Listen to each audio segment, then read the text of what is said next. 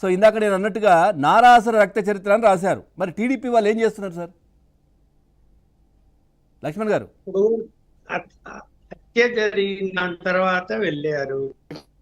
అక్కడ ఎలా ఉంటుందంటే పులివెందులలో అక్కడ వాళ్ళ యొక్క పరిపాలన ఎన్టీ రామారావు అధికారంలో ఉన్నా, చంద్రబాబు అధికారంలో ఉన్నా, అక్కడ పోలీసులు వాళ్ళకు ఎస్ బాసులు అనాల్సిందే తప్ప వాళ్ళకు ఎదురికే పరిస్థితి ఉండదు. 2-3 ఎగ్జాంపుల్ సింపుల్ గా చెప్తా. ఒక సర్కిల్ ఇన్స్పెక్టర్ నే పోలీస్ స్టేషన్ దగ్గర చెట్టు కట్టేశారు రాత్రి, ఎన్టీ రామారావు పరిపాలనలోనే. రాత్రి డ్యూటీకి వచ్చిన కానిస్టేబుల్ తిట్టి పంపించేసి ఆ సిఐని చెట్టు కట్టే, తెల్లవారి మార్నింగ్ డ్యూటీకి వచ్చిన కానిస్టేబుల్ ఆ చెట్టు కట్టేసిన తాడు ఉపదీశారు. ఒకటి. రెండోది, సాక్షాత్ జగన్మోహన్ రెడ్డి గారు ఒక పోలీస్ స్టేషన్ కు వెళ్ళి చదువుకునేటప్పుడు ఒక ఎస్ఐని టెలిఫోన్ వైర్ ఆగి, అక్కడ పొడవుగా వైర్ ఉంటది కదా పూర్వకాలం టేబుల్ మీద, ఆ కుర్చీ కట్టేసి పేకాట ఆడిన వాళ్ళని అరెస్ట్ చేసి వాళ్ళని తీసుకెళ్లి వెళ్ళిపోయారు. ఎందుకంటే ఒక్కొక్కటి చెప్తా ఇలా. అలాగే ఇక్కడ సింగర్ ఒక ఆయన ఐపీఎస్ ఆఫీస్ ఫస్ట్ టైం అక్కడ పులివెందుల డివిజన్ కు అపాయింట్ చేస్తే, అంటే ఒక మామూలుగా డిఎస్పీ ఉండాలా, ఇతను వేస్తే ఆయన సమక్షంలోనే తులసిరెడ్డి తెలుగుదేశం పార్టీలో ఉండి పులివెందులకు ప్రచారానికి వస్తే బాంబుల బకెట్ తీసుకొచ్చి ఆయన ముందరే పెడితే దండం పెట్టి ఆ యొక్క బకెట్ పెట్టించే పరిస్థితి వచ్చింది. అంటే చూడండి, అంటే ఏమైనా ఐపీఎస్ ఆఫీసర్ ఇక్కడ ఉన్నాడని తెలిసినా కూడా బాంబుల బకెట్ తీసుకొచ్చి అక్కడ పెట్టారు. అంతేందుకు సార్, మొన్న సిబిఐ ఆఫీసర్ రామ్ సింగ్ పైన బాంబులు వేసి చంపేస్తామన్నారు కదా. మహానుభావుడు అక్కడ శంకరయ్య అక్కడ ఎన్ని జరుగుతూ ఉంటే ప్రేక్షకుల్లాగా ఉండిపోయినాడు అంటే ఉండిపోతాడు అంతే. అలాంటి పరిస్థితి ఉంటది ఇక్కడ మర్డర్ జరిగిన విషయం వాస్తవము. చంపింది ఎవరన్నది కూడా ఇన్వెస్టిగేషన్ లో తేలింది. ఆ చంపిన వాళ్ళు మీరు చంపినారన్నారు, వారి వెనక ఎవరున్నారో కూడా తేలింది. తేలినప్పుడు ఇతను నిజంగా పోలీస్ ఆఫీసర్, తను అరే నా డ్యూటీ నేను ఆ రోజు చేయలేదు, ప్రేక్షకులాగా ఉండిపోయి వాళ్ళకు సహకరించాను అనేటువంటి ఇంగిత జ్ఞానం ఉంది అతనికి. ఇవాళ ముఖ్యమంత్రి మీదనే పరువు నష్టం దావా వేస్తానంటాడా? ఆయన డ్యూటీ ఏం చేసిండు ఆ రోజు? మరి వాళ్ళు వచ్చి క్లీన్ చేస్తూ ఉంటే, వాళ్ళు వచ్చి అంతా మళ్ళీ తీసుకెళ్లి కుట్లు వేస్తూ ఉంటే ఇతను అటు ఇటు తిరుగుతా ఉంటాడా ఎక్కడన్నా? మరి ఇప్పుడు ఈ విధంగా చేయడానికి కారణం ఏంటి సార్? ఇప్పుడు ఎవరున్నారు సార్? లక్ష్మణ్ గారు ఇప్పుడు ఎవరున్నారు అనుకుంటున్నారు మీరు? తన దగ్గర కానిస్టేబుల్స్ ఉంటారు కదా. లక్ష్మణ్ గారు, నా వాయిస్ వస్తుందా?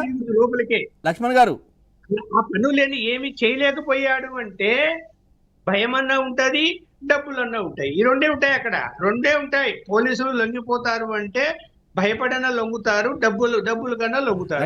జరుగుతాయి ఎక్కువ అక్కడ. సార్, ఎవడన్నా భయపడి లొంగకపోతే డబ్బులతో కూడా లొంగ తీసుకుంటారు వాళ్ళు. అలాంటి పరిస్థితులు ఉంటాయి అక్కడ. అందువల్ల అతని తనేదో పెద్ద నిజాయితీపరుడు అయినట్టు తనకేదో పరువు నష్టం జరిగింది, పరువు పోయిందంటే ఏది పరువు పోయింది? నువ్వు ఏం చేసావా అక్కడ? నువ్వేం చేసావు అక్కడ? ఆ అమ్మాయి చెప్తున్నది కదా, కూతురు సునీత గారు, అరే మేము డైరెక్షన్ ఇస్తున్నాము, నువ్వు కేసు ఎందుకు కట్టలేదని పొలంలో మాట్లాడుతున్నాము, మేము హైదరాబాద్ నుంచి బయలుదేరి వస్తుంటే జరగాల్సినటువంటి జరిగిపోయాయి, తీసుకెళ్లారు, కుట్లేశారు, ఫ్రీజర్ లో పెట్టి దండలేసి ఫ్రీజర్ లో పెట్టి పెట్టారు.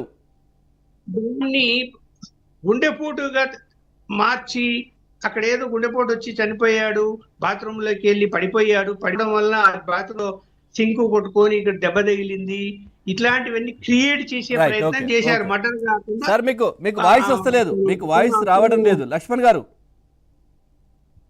నా వాయిస్ వస్తుందా?